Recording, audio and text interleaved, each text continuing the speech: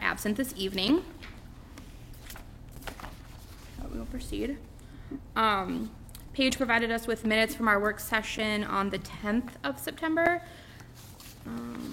Does anyone have anything that they would like to discuss or that needs to be changed? Move to approve. Is there a second? Second. Oh, Ben is here. Minutes are approved. You didn't miss anything.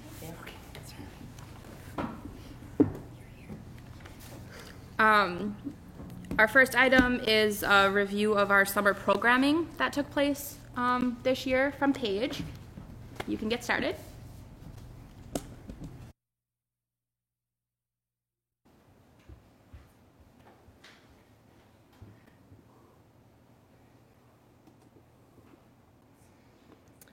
Thank you, commissioners, and thank you for being here tonight. I'm excited to share our overview of summer programming that just wrapped up this last week. It's a 15-week calendar, which excludes 4th of July as well as Labor Day weekend. June 11th through October 1st, down at Levy Park Rotary Pavilion.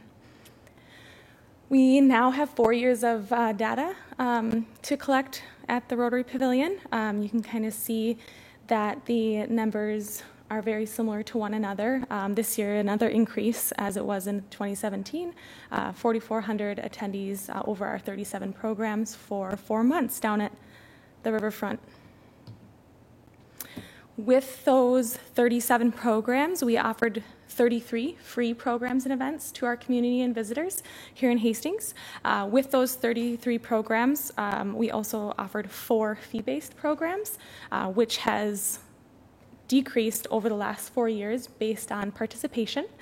So we decreased it to yoga in the park, and we took off trail cardio, TRX, CrossFit, and a handful of other fee-based programs, and focused on those free programs and events for our residents and visitors here in Hastings. With those programs, we had 8 different series of programs you can see here, so lots of variety, and that is meant for capturing a wide audience here in Hastings, and to offer more variety for our residents and visitors to come out to the park system. Our city funds and sponsorships. In 2016, our first inaugural year, City Council and leadership set a budget for $15,000, and each year after, we've received $10,000 in city funds to contribute to our pavilion programming.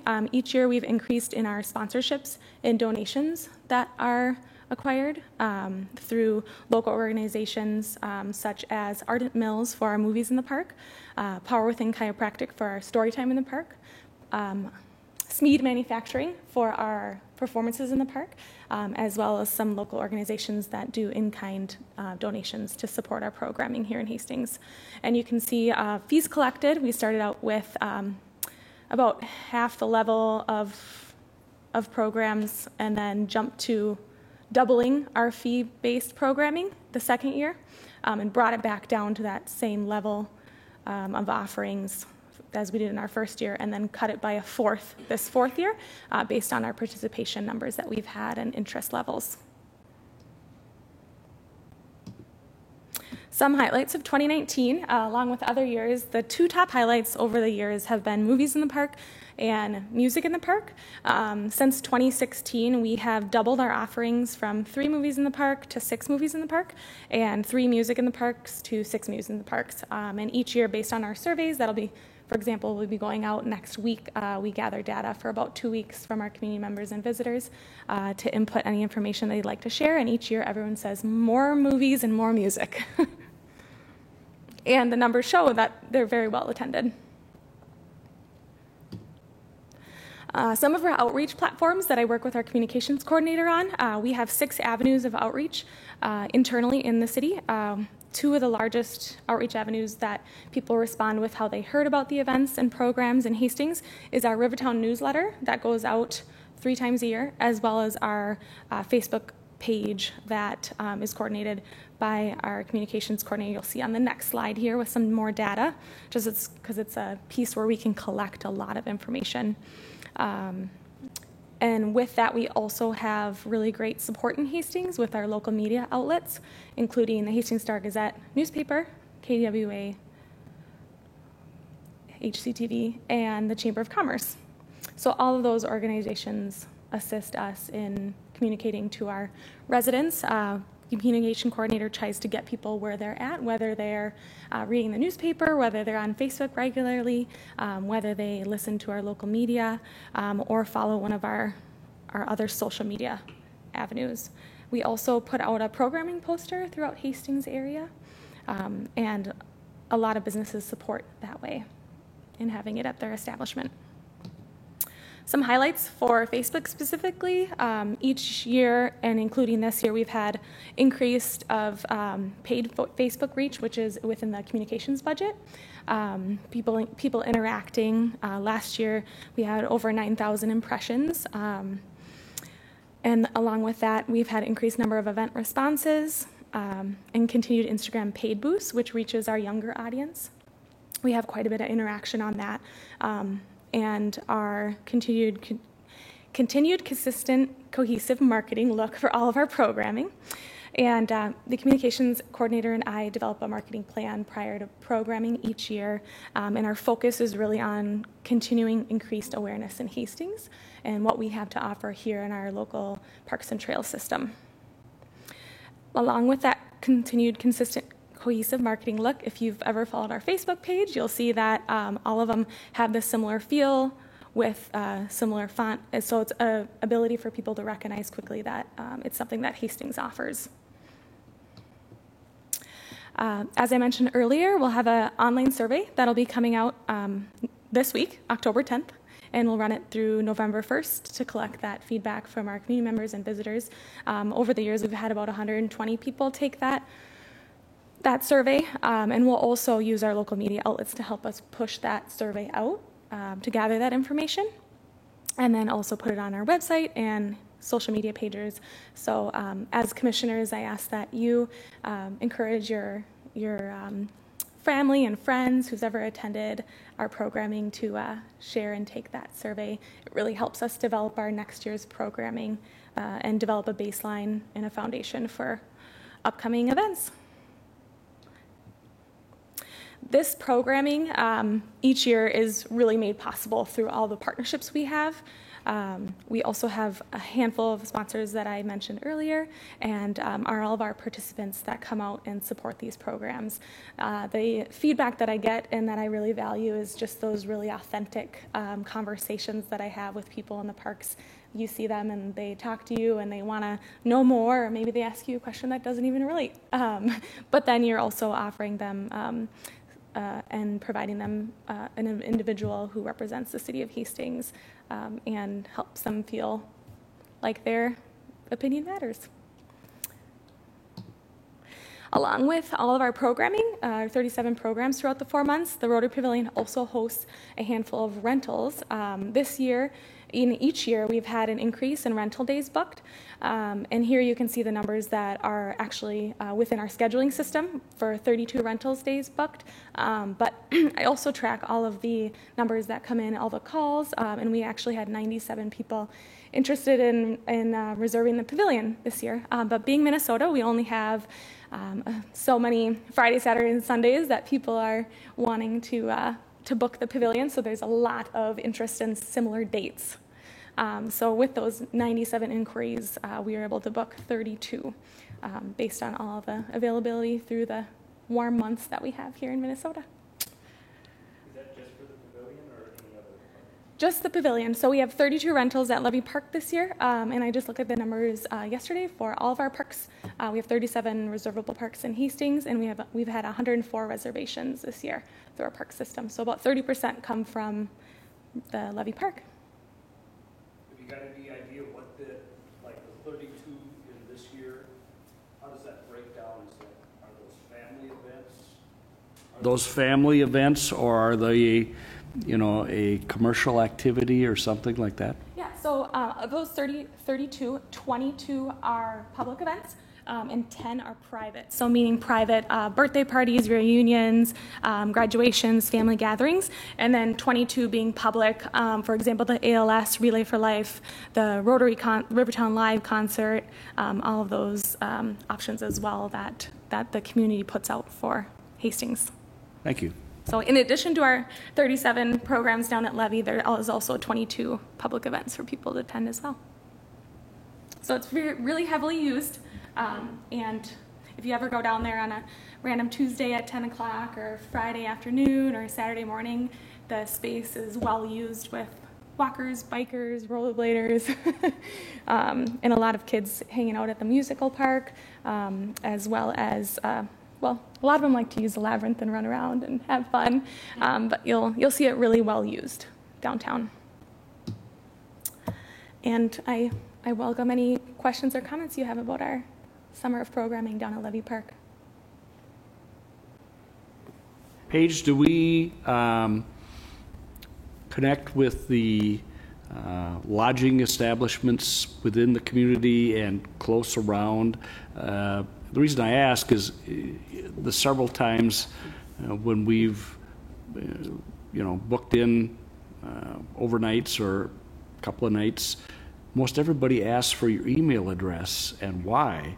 And so I've been asking, and it goes to their community, to their chamber, to kind of tie in, advertisements that will come to your email from that community you're going to travel to. And I was just curious if we as a community or as a Park and Rec organization do anything or have thought about that type of involvement. No, I have not personally, but it's definitely something to explore and possibly a growth area in partnership with the Chamber of Commerce and Tourism Bureau. I think that might be a good idea going forward because it seems like a number of lodging places ask for that, and when you start asking them and they say, well, they're tying it to their community activity and want to relate back, and I think maybe that might be a good option for us if we can do that.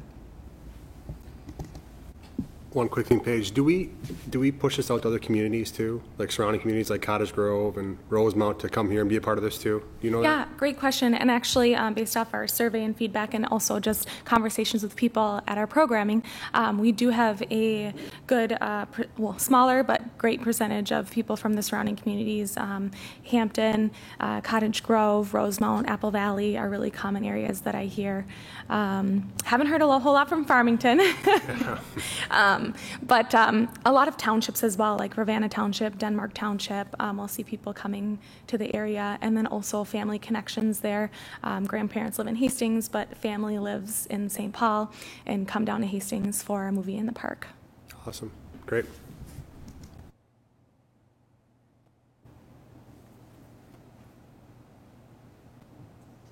One more thing, I think we speak together on this one, but it's a great job, Paige. You did a phenomenal job all summer long. I think we've all seen you down there hustling and hot summer days. It's not easy, and I think we just all appreciate your hard work on this and the park's hard work on this too, because it's a huge boost to the community. It's really nice to have these events. Thank So, you. Thank you, Joe. Thanks. And I also like to extend a thank you to commissioners for supporting our Parks and Recreation Department and all of our initiatives that we have. This is fairly new in the last 4 years, so we're excited to see where it leads us and also develop new activities and options for our residents and visitors in Hastings. That's all I have. Thank you. Okay, our next item on the agenda is the Parks and Rec Commission work for the remainder of this year, and then our plan in for 2020. And Chris has provided us with some preliminary budget documents, the 2040 plan, the parks section of that, and some other things that we need to review in order to make a plan moving forward. So I think what we were going to do tonight is just kind of have an open conversation with each other about where our commitments are going to be, how we're going to meet outside of this to conquer that document, and kind of make a plan going forward, what we want to focus on to be meaningful and to be impactful the way that we want to be impactful. Yeah, and if I may, really looking for Commission to help set priorities based upon comprehensive plan as a guiding document, and using commissioners and commissioner outreach to be able to double check, cross check that information that has been gathered in the comp plan, because as you all know, that comp plan was put together by members of the community, members of this commission, members of council, and is representative of the community's wishes and desires, and truly guides what the Parks and Rec department should be focused on for near and long term. And that's what I'm looking for your guys, a little bit of your guys' help to help me interpret and make sure that the priorities that we're focusing on in the near and long term are represented in the comprehensive plan, and understanding that certain opportunities that are priorities that are listed within that plan may come about quicker or may take a little bit longer to get to, but where should our focus be, and how do we continue to make sure that all of our budget preparations and budget proposals are in line with that, so we have our marching orders going forward. And that the comprehensive plan is the big piece of that. What's built out of that is the CIP, so the capital improvement plan, you know, everything infrastructure. I left the capital equipment plan out. I don't know that you guys need to discuss trucks and lawnmowers, but park development, park redevelopment, trails, and facilities, absolutely. And the PMP listed in here is our pavement management plan. That's the plan that we did in 2019. Had a consultant go through and rate all of our asphalt surfaces, trails, parking lots, and athletic courts.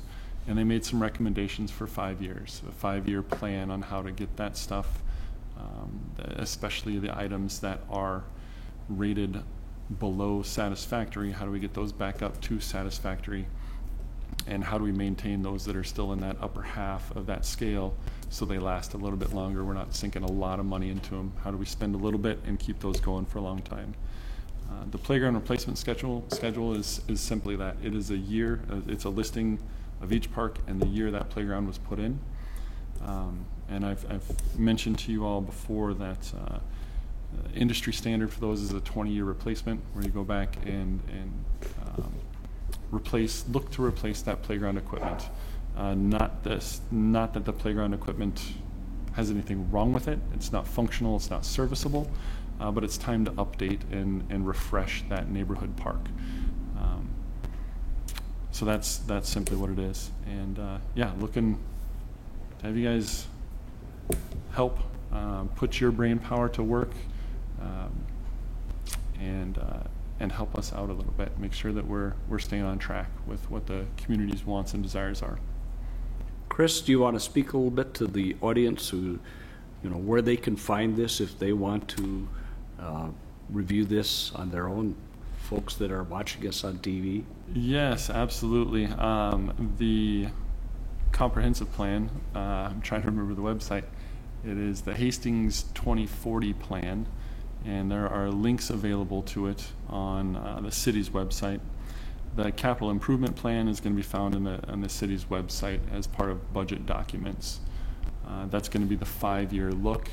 What you guys have access to is a look to 2030. So I have put together a longer capital improvement plan just because we have projects that span so many years.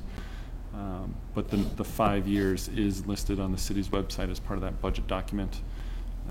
The pavement management plan is it will go up on our Parks and Recreation webpage, along with our comprehensive plan. Current comprehensive plan is there, as well as some planning maps. The playground schedule I haven't put out there. I don't know, but certainly anyone's welcome to call me and get it, email me and get it, stop by the office and get it. I don't know if it's a document that necessarily needs to be taking up space on our website or not, but and that's Hastings2040plan.com. Thank you, Ben. Yes. It's just a quick link on my browser tab, so I get there quick. But, yeah, so with that, I'll turn it back over to you. So I think as a group, we need to discuss where we want to start. Do we know where we're at with the repavement program? Is that part of the budget for 2020, or is it something separate? There are projects that have been identified in the 2020 budget proposal that are at least preliminarily slated to be funded. And that does tackle some of the trails that are in the worst condition. That's what we were after first. Because I know we talked about that when we met last month. The trails are a really important part of our community, and that was something that seemed to be really important to all of us as an item to stay on top of. Yep. Yes, and you guys each have that plan. We have hard copy documents for you if you want those as well. But we did a little bit of modification in the priorities to help the those trail projects that are identified and of the highest priority, trying to shuffle the deck a little bit and see if we can line those up with our next 5 years of street programs, street reconstruction and construction programs. So we've done a little bit of that, and so those priorities now are shifted a little bit, but we're still working to try and take care of the trails in the worst condition. Chris, since we last met, and I know we talked just a little bit about this, that there were a couple of community folks that had stopped me and said, you know, some of our trails are getting to be pretty difficult just to walk on, and they mentioned a couple of in particular, and I could pass that along to you going forward, but the public is getting to be aware of what the condition is of some of our trails, and would like to see some work done. Certainly, yes. And to that, not only with the projects that are preliminarily slated for 2020, there's also a reintroduction of our trail crack seal and seal coat program. And that's a program funded to about $30,000 a year. And that allows us to get through 1/3 of our trail system, approximately 1/3 of our trail system, filling in cracks and putting a sealant over the top of the asphalt to help that asphalt stay a little bit longer, the same as you would do with the streets. You see that stuff too. And yes, have them reach out to me. I do keep a list of trail segments that residents bring up with us.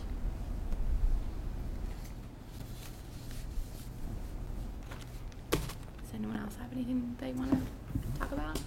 I just have It takes a second. one quick thing on the trails. I know all the roads are replaced every, 30 years? 20 years? It's a goal. Somewhere yes, around there? It's a goal. Is that something that we're looking in the future for the trails also? Like expecting to replace them around how often we replace the road system? The plan is trails obviously don't have the same amount of wear and tear as roads do, at least the asphalt surface, but they do encounter plenty of difficulties in our climate. So we did a entire trail system pavement rating. Plan to do that in another 3 years or so. Okay. Right, so you're continually rating the entire system, so you're staying on top of any issues that come up on a regular basis. Okay. So Okay.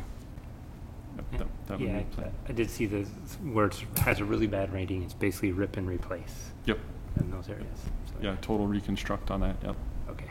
Cool. And we do have some trails that aren't quite 8 foot wide, so we'd like those to be 8 foot wide at a minimum. Most of the trail segments we like to keep at 10 feet wide. Understand we can't get some of those through in every area, but look for that when we can. Is there any plans to build new trails? We don't have any currently. Okay. We're always looking for that when we do a neighborhood street reconstruction project. If there is a trail segment that's been identified or a gap that's been identified in our comprehensive plan, we look for that. But also going to other cities, that's under working with the county.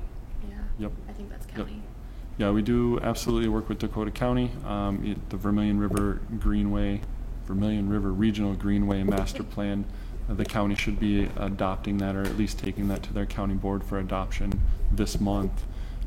And the city has supported that plan through council action. So that's potentially new segments of trail in Hastings, leading out of Hastings. Most of our connection pieces in any direction you go are already built. For instance, we've talked about the Hastings to Red Wing idea, and the city of Hastings part, we're built. We're already built. Dakota County, they will build. And once we get into the township, have commitments from township, have commitments from Goodhue County, commitments from Red Wing, city of Red Wing, then Dakota County would just, they'd put their trail in. So.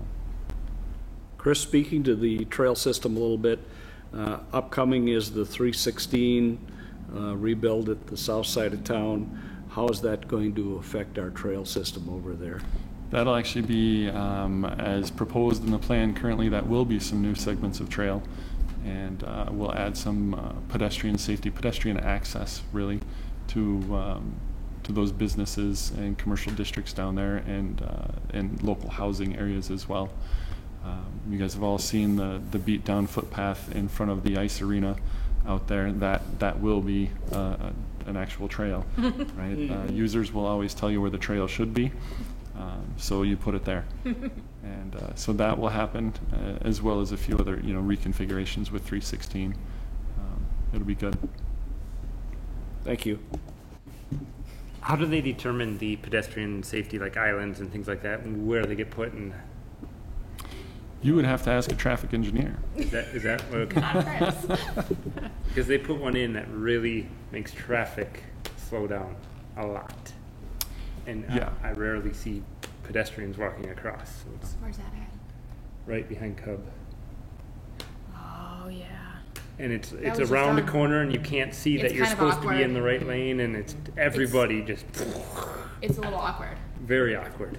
The design and configuration of 316 is far different. If you've seen those plans, and I can speak a little bit to the General Sieben Drive area that you mentioned, and that was just like Second Street was down here when we did Riverfront Renaissance. That was a long distance for pedestrians, and they had no sanctuary.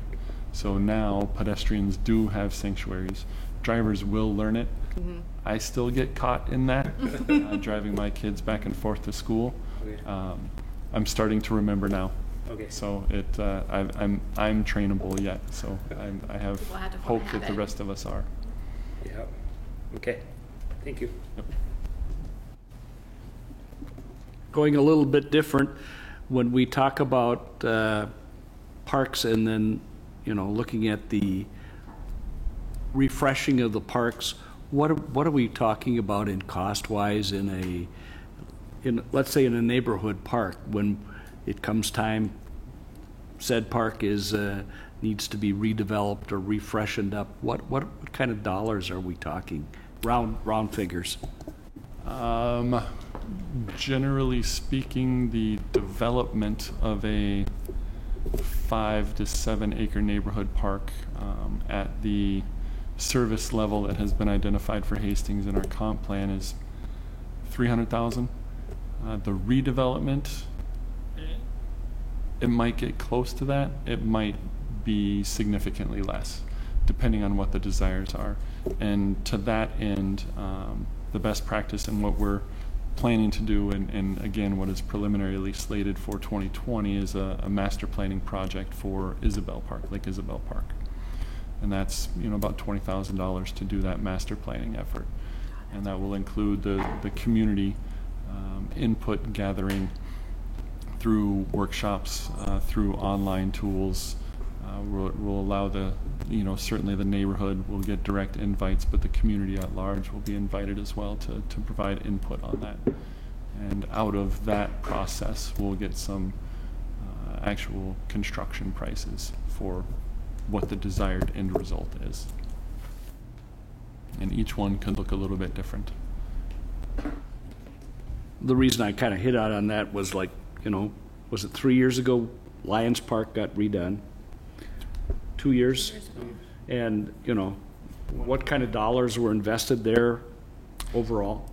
That was a playground replacement and upgrade, and that was a $200,000 project. But half of it was a grant. Correct. Yeah. 210,105 was. $5,000 grant. was the So grant. moving forward, there are possibilities for funding outside of city funds to help do Always some of looking for these. those. Always looking for those. Yes. Thank you.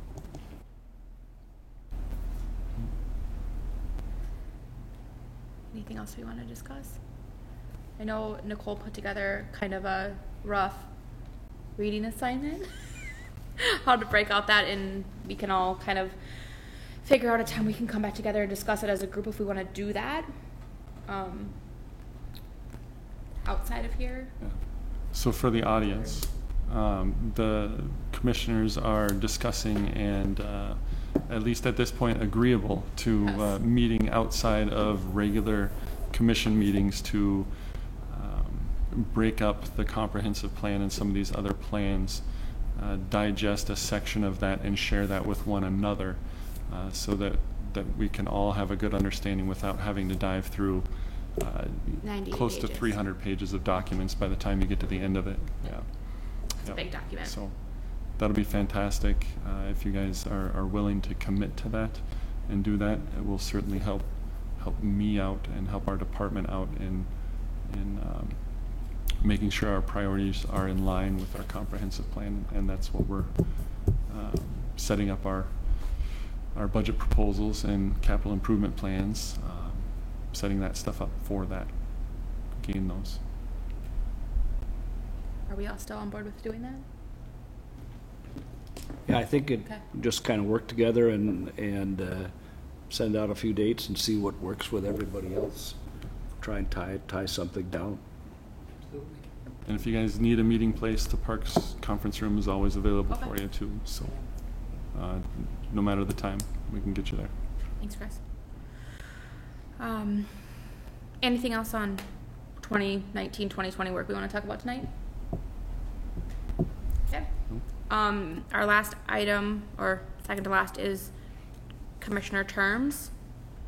Do you want me to go over it one by one? No, I don't think one by one, I think. Do we just want to address it? Yeah, just, we can address Commissioner Quinn. Yeah. Will be ending his third term, so 6 years with us. Wow. Yep, the end of December here, so he's got a couple of more meetings with us. We expect a lot, Joe. Yep. And then we've got one other commissioner whose first term will be up at the end of this year, so we need to connect with that commissioner and see if they have intentions of continuing. Park and Rec commissioners can serve 3 consecutive 2-year terms for a total of 6 years with us. And so if that commissioner wants to continue with the commission, that would be great. Otherwise, at the end of the year, the city will go out and advertise for commission openings for all of our commissions. Yep. And try and get the word out and get some people interested in serving on these commissions. And I hope that people will find this interesting. There's a lot of good work to be done by this commission in the next, I'm going to tell you, a year on this project here. Good. And then do you have any updates for us? Big updates, I guess, for the city. We have our new city administrator. He's here with us tonight in the audience. So when you have a chance, welcome Dan to the community, and feel free to connect at your leisure. And yeah, other than that, the ice arena. We've got ice in the East Rink now, so everything's going to start ramping up in the ice arena. So there'll be lots of cars and lots of traffic and lots of people out at the ice arena. Go enjoy some of those hockey games out there, figure skating programs and shows. And it's always available for open skating and rec skating and that as well. And then soon enough, when the snow flies and the ice comes, we'll be outside skating and into winter programming with Paige and Phil. Nothing else too crazy going on for us right now. Are you still having a need for, was it warming house attendants and something else for the coming up here? I did see something Yep. on the, Yeah, Phil would be advertising for Warming House seasonal employees. They're likely advertising for Civic Arena concessions. That was the other one, too. As well too. So just want to all make of a our mention of that. all of our employment opportunities are listed on the city's website. So if you know anyone that's interested, shoot them a link or tell them to go look. Thanks, Dave. And a quick note, our upcoming community Halloween party that we've held each year annually is Friday, October 25th from 6 to 8 p.m. at the Hastings High School. And I know, Commission, some of you have volunteered in years past. We still welcome that volunteer. Each year we have over 1,300 people attend and around 75 volunteers to make the event happen.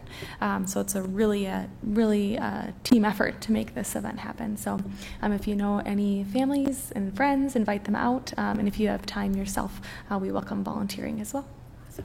Thanks, Dave.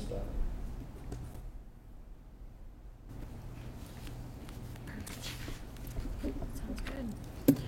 All right, any other further discussion for tonight's meeting? Will you do your thing?